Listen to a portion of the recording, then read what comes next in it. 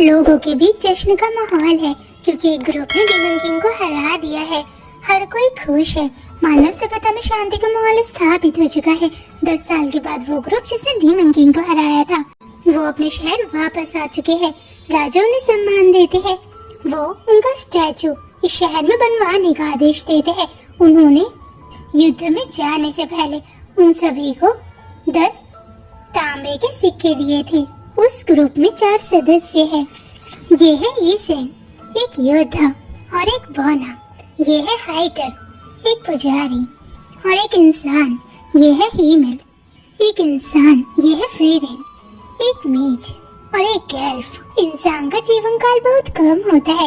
एक एल्फ 1000 साल तक जी सकते हैं, जबकि एक बौने का जीवन काल इंसान से ज्यादा, जबकि एल्फ से कम होता है।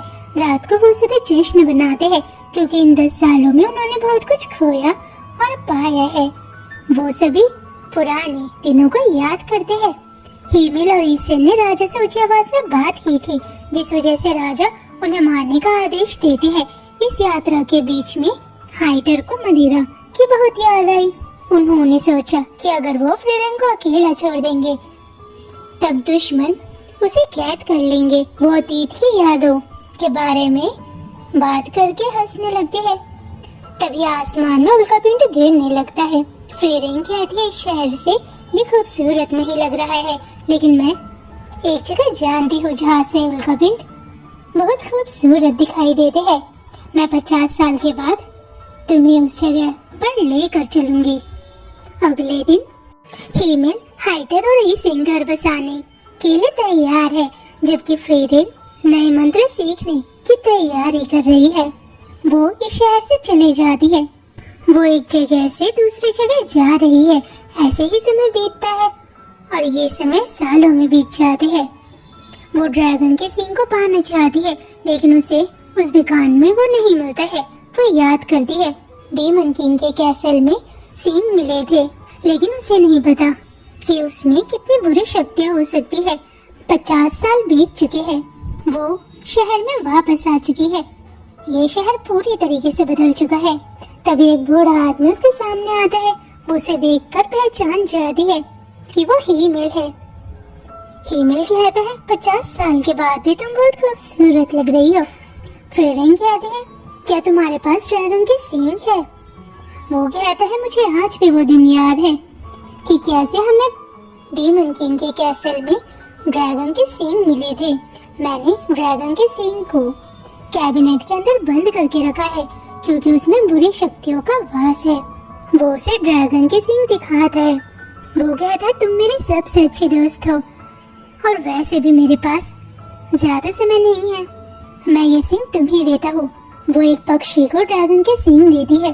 पक्षी उड़ जाता है, जिसके बाद वो स्टैचू को देखती है। हीमेल आईने में अपना चेहरा देख रहा होता है क्योंकि उसे अपना खूबसूरत चेहरे की याद आ रही है। फ्रीरेन कहती है, तुम जितना चाहो आईने में अपनी शक्ल देख सकते हो और वैसे भी तुम्हारे सर के बाल वापस नहीं आने वाले हैं। जिसके बाद वो ईसेन और हाइटर से मिलते हैं। हाइटर बूढ़ा हो चुका है। ईसेन की भी उम्र बड़ी है। वो कहता है, फ्रीरेन तुम अब भी 50 साल पहले की तरह लग रही हो। वो उसके सर पर हाथ फेरता है। फ्रीरेन कहती है, मेरे सर पर हाथ मत फेरो। रास्ते में उनका सामना खतरनाक प्राणी से होता है। वो उसका डटकर सामना करते हैं, जिसके बाद वो उल्कापिंड देखते हैं। फ्रीरेन ने अपना वादा पूरा किया है। वो बहुत खूबसूरत लग रहा होता है। कुछ दिन के बाद की बुढ़ापे में मृत्यु हो जाती है। हर कोई उन चारों की इज्जत करता है। लोग आपस में बात करते हैं। फ्रीरेन के चेहरे पर कोई भावना नहीं है। उसे हीमेल के जाने का कोई दुख नहीं है। वो हीमेल की दोस्त थी। उसके अंदर तो दिल ही नहीं है। हाइटर, ईसेन और फ्रीरेन लोगों की बात को सुन रहे होते हैं। हाइटर और ईसेन कहते हैं, हमारे चेहरे पर भी दुख की कोई भावना नहीं है। जिसके बाद वो हीमेल को दफनाते हैं। हीमेल को याद करते हैं। फ्रीरेन को एहसास होता है कि 10 सालों में वो हीमेल को जान ही नहीं पाई। इंसान का जीवन काल बहुत कम होता है। वो रोने लगती है। हाइटर अपने काम पर जाता है क्योंकि अब हाइटर एक चर्च के लिए काम करता है। उसे अब भी मदिरा पसंद है।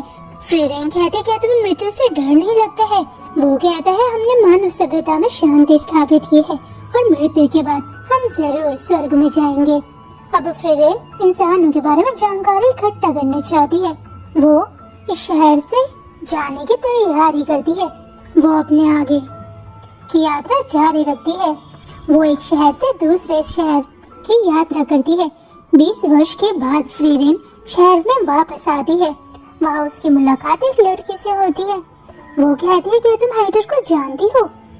वो कहती है हाँ। हाइटर अब बूढ़ा हो चुका है। लड़की उन्हें चाय देती है। फ्रीरेन बोलती है वो लड़की कौन है? हाइटर बताता है उसका नाम फर्न है। वो एक अनाथ है। वो बोलती है तुम हीमेल की तरह दयालु तो नहीं थे, तो तुमने उस लड़के की मदद क्यों की? वो कहता है युद्ध के बाद वो लड़की मुझे मिली थी। वैसे तुम यहाँ पर क्या करने के लिए आई हो?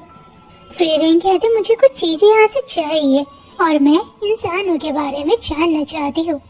और वैसे भी तुमने मेरी बहुत मदद की है। तुम्हारे मरने से पहले मैं ये कर्ज उतारना चाहती हूँ। वो कहता है क्या तुम एक शिष्य अपने लिए चुन सकती हो? वो हैरान हो जाती है। वो बोलता है फर्न एक जादूगरनी बन सकती है। मेरे मरने के बाद तुम्हें उसका ध्यान रखना होगा।